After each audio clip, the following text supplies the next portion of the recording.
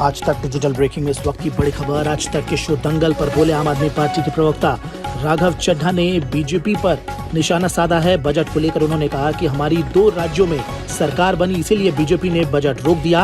अरविंद केजरीवाल की लोकप्रियता से डर गई है बीजेपी। ये तमाम बड़ी बातें हैं जो राघव चड्ढा ने बीजेपी पर निशाना साधते हुए बोली। उन्होंने क्या कहा, आप खुद सुनिए। सारे कानूनों को और भारत के संविधान को ताक पे रखते हुए इन्होंने हमारे बजट पर आपत्तियां दर्ज कराई, ऑब्जर्वेशंस दी और उसे रोकने का प्रयास किया, जो आज तक नहीं हुआ।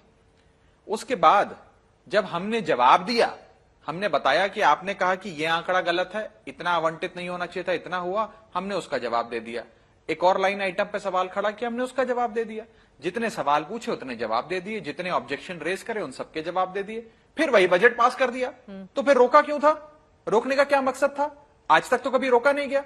अब 3-4 टेक्निकल चीजें समझ लीजिए। बीजेपी कहती है, बीजेपी की सरकार कहती है कि इन्होंने प्रचार पे, प्रसार पे, पब्लिसिटी, अवेयरनेस पे बहुत बड़ा खर्च आवंटित कर दिया, इसलिए हमने इनका बजट रोक दिया। मैं आपको बताना चाहूंगा चित्रा जी, और मैं तो कानून का जानकार हूं, पेशे से चार्टर्ड अकाउंटेंट हूं, आंकड़े, लाइन आइटम, बजट सब समझता हूं।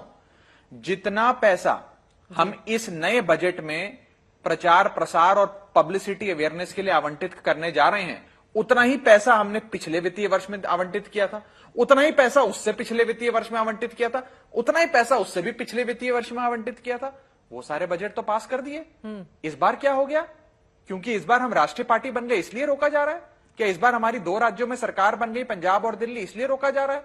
क्या अरविंद केजरीवाल जी के बढ़ती लोकप्रियता आज आप लोगों को इतना सता रही है कि आप आम आदमी पार्टी की चुनी हुई सरकार का बजट रोक देंगे?